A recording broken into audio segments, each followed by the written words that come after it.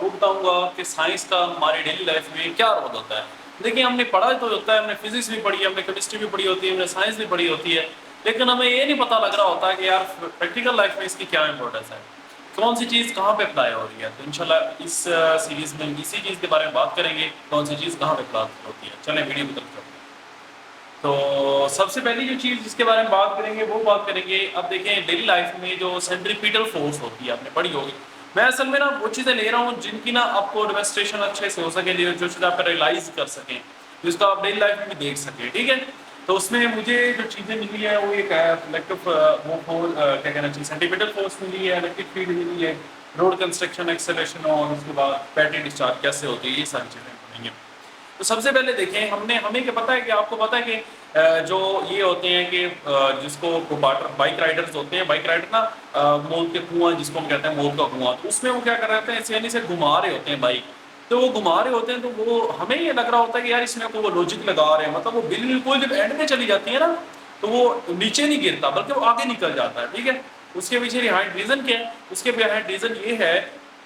देखिए जब वो बाइक वाला जब ऊपर चढ़ता है ना तो वो जलता है, तो ऊपर जब टॉप पे चला जाता है तो टॉप पे हालांकि उसको नीचे गिर जाना चाहिए, लेकिन उधर जो होती है वो क्योंकि पीछे स्पीड से आ रहा होता है, तो ऊपर जब वो जाता है तो उसकी जो इनर्शिया होती है ना, इनर्शिया, वो इनर्शिया उसको क्या करती है, सेंट्रीपिटल फोर्स प्रोवाइड करती है, और बजाय वो गिरने के, क्योंकि वो जो होती है पीछे से जो इनर्शिया होती है, इनर्शिया उसको सेंट्रीपिटल फोर्स प्रोवाइड करती है जो उसको सर्कल में घुमाती है। चलिए मैं सेंट्रीपिटल फोर्स के बारे में आपको बता दूं, वो फोर्स जो जो किसी चीज को सर्कल में घुमाती है उसको क्या कहते हैं जी, वो क्या होती है, वो जो होती है सेंट्रीपिटल फोर्स होती है, ठीक है। इसके अलावा सेंट्रीपिटल का रोल ना आप देख सकते हैं कि ना आप ऐसे करें, कोई आप ना एक स्ट्रिंग ले, धागा लें, धागे से आप ना क्या करेंगे, छोटा सा पहले ना कोई छोटा स्टोन बांध दें, छोटी सी कोई चीज बांध दें, छोटा हल्का सा जिसकी वेट कम हो, उसको घुमाएं। जब आप उसको घुमाएंगे ना तो वो क्या होगा कि जब आप उसको घुमाएंगे तो वो आसानी से घूमता रहेगा, घूमता रहेगा, ठीक है जी। वो क्यों घूम रहा है? क्योंकि जो उसको सेंट्रीपिटल फोर्स है, वो रिक्वायर्ड सेंट्रीपिटल फोर्स जो है वो उसको प्रोवाइड हो रही है, उसको आपकी जो आपकी मैकेनिकल एनर्जी है उसको सेंट्रीपिटल फोर्स प्रोवाइड कर रही है, और जो स्ट्रिंग के अंदर धागा है, धागे के जो फोर्स है वो उसको इनवर्ड फोर्स लगा रही है, और वो क्या हो रहा है कि उसके नेसेसरी सेंट्रीपिटल फोर्स मिल रही है और वो सर्कल में घूम रहा है। इसी तरीके से अगर आप बड़ा स्टोन ले लेंगे तो जैसे ही आप उसको धागे के साथ बांधेंगे और रोटेट करना शुरू करेंगे तो वो उसी टाइम ब्रेक हो जाएगा। वजह ये होगी कि देखें, अब देखिए जब वो डाउन पोजीशन पे जाएगा ना, डाउन पोजीशन पे ग्रेविटी होगी, तो ग्रेविटी की फोर्स जो है वो सेंटीमीटर फोर्स पे डोमिनेट कर जाएगी। जब ग्रेविटेशनल फोर्स सेंटीमीटर फोर्स पे डोमिनेट कर जाएगी तो वो चीज़ होगा सर्कल में घूम नहीं सकेगी।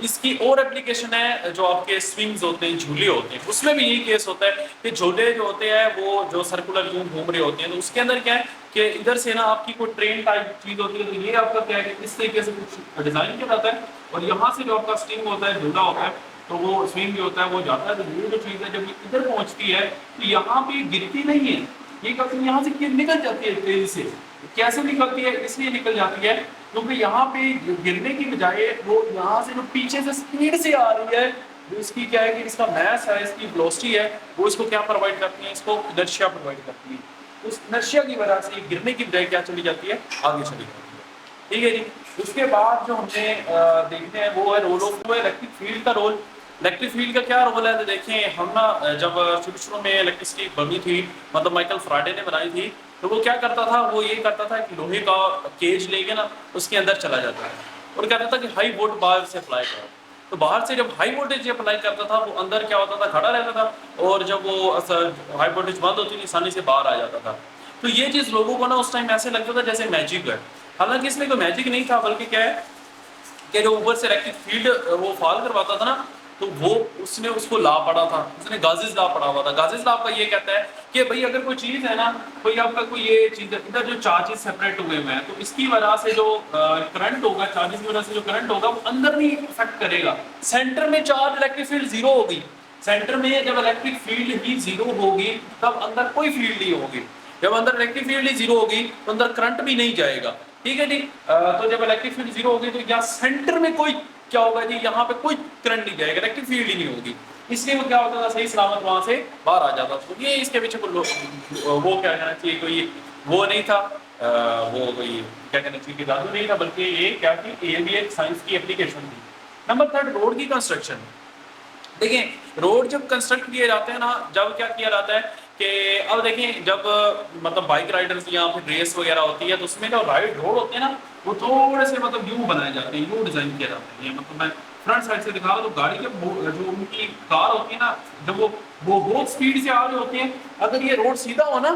अगर ये रोड सीधा हो तो उन्होंने अगर टर्न लेना है, जो टर्न लेना है तो यहाँ से अगर रोड सीधा होना तो वो क्योंकि पीछे से बहुत स्पीड से आ रही है, अब इधर वो नहीं मुड़ेगी क्योंकि उसको टर्न नहीं करेगी, क्योंकि इनर्शिया उसको सीधा ले जाना चाहता है, तो वो इधर कभी भी नहीं मुड़ेगी, वापस मूव करेगी। लेकिन लेकिन अगर रोड इस तरह थोड़े से ऊपर बनाने का फायदा ये हो जाता है, कि अब देखिए यहाँ से जो इसका ग्रेविटी के अंदर में डिस्टेंस बढ़ता है ना वो ज्यादा हो जाता है। देखें जब वो ज्यादा रेडियस ज्यादा हो जाता है तो हमें क्या पता है F=m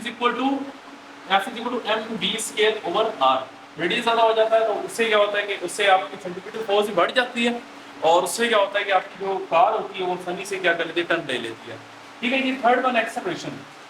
देखिए कोई गाड़ियां होती हैं कि वो कहते हैं कि ना कि आप ना इसको इतनी स्पीड पे चलाएं तो ये पेट्रोल जो होगा नहीं कंज्यूम करेंगे, मतलब 30 पे चलाएं, 40 पे चलाएं, 50 पे चलाएं, तो ये पेट्रोल की कंजप्शन है ना वो खत्म हो जाती है। वजह क्या होती है कि एक्सेलरेट नहीं होती वो चीज़। एक्सेलरेट आपको पता है किसी चीज़ की जो अंदर एक्सेलरेशन होती है वो उसे क्या करती है, एक्सेलरेट करती है। जब आप एक कांस्टेंट वेलोसिटी में वो कहता है कि भाई आप ना ऐसे करें 30 की स्पीड, जब आप स्ट्रेट लाइन में जा रहे होते हैं ना तो आपकी स्पीड और वेलोसिटी एक ही चीज़ हो जाती है। तो जब आप क्या करते हैं कि आपको कहते हैं कि 30 डिग्री 40 पे चलाओगे ना तो वो पेट्रोल जो होगा इसकी कंजम्पशन कम हो जाएगी। तो असल में इसके बिहाइंड कोई रीज़न नहीं होती, इसके बिहाइंड यही रीज़न है कि भाई एक्सेलरेशन जो होती है वो गाड़ी एक्सेलरेट नहीं होती और जो उसकी वेलोसिटी कांस्टेंट हो जाती है और कांस्टेंट वेलोसिटी पे एक्सेलरेशन प्रोड्यूस नहीं होती, इसलिए वो गाड़ी एक्सेलरेट नहीं होती और उसके एक्सेलरेट ना होने की वजह से वो रोड की कंजम्पशन को भी रोक देती है। नंबर थर्ड जो है वो बैटरी डिस्चार्ज। अब जो है हमें समझ नहीं आता यार बैटरी खत्म क्यों हो जाती है, बैटरी डिस्चार्ज क्यों हो जाती है। बैटरी के ऊपर ना क्या होता है कि इधर क्या होता है, एक ना नेगेटिव प्लेट होती है और एक क्या है, पॉजिटिव प्लेट है। और याद रखें ये कुछ सारी बातें कर रहा हूँ ये उनके लिए जिनको थोड़ा सा साइंस के बारे में पता है, मतलब जिन्होंने इसके बारे में पढ़ा हुआ है थोड़ा सा, मतलब फिजिक्स केमिस्ट्री बायो के बारे में पढ़ा हुआ है तो उनको एक बेहतर तरीके समझ आ रही होगी। तो देखिए इसमें क्या है, प्लेट्स होती हैं, एक को नेगेटिव चार्ज होता है इसको हम कहते हैं जी नेगेटिव चार्ज वाली बैटरी को हम कहते हैं जी कैथोड,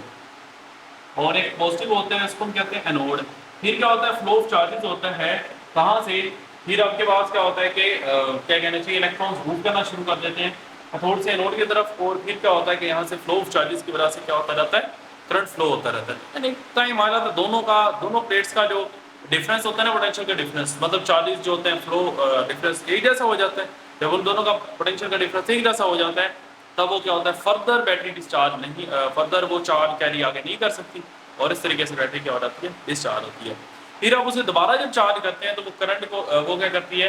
कि जब आप उसको करंट देते हैं ना तो वो दोबारा क्या होती है कि उन प्लेट्स पे जहाँ पे पॉजिटिव ज़्यादा पॉजिटिव आ जाता है और जहाँ पे नेगेटिव ज़्यादा वहाँ नेगेटिव आ जाता है, और इस तरीके से आपका बैटरी दोबारा चार्ज हो जाती है और आपके काम के लिए रेडी हो जाती है। So this is all about science, मतलब साइंस का रोल क्या है, पावर ऑफ साइंस क्या है, इसको एप्लीकेशन हम डेली लाइफ में कैसे कर सकते हैं, तो ये था उसके बारे में।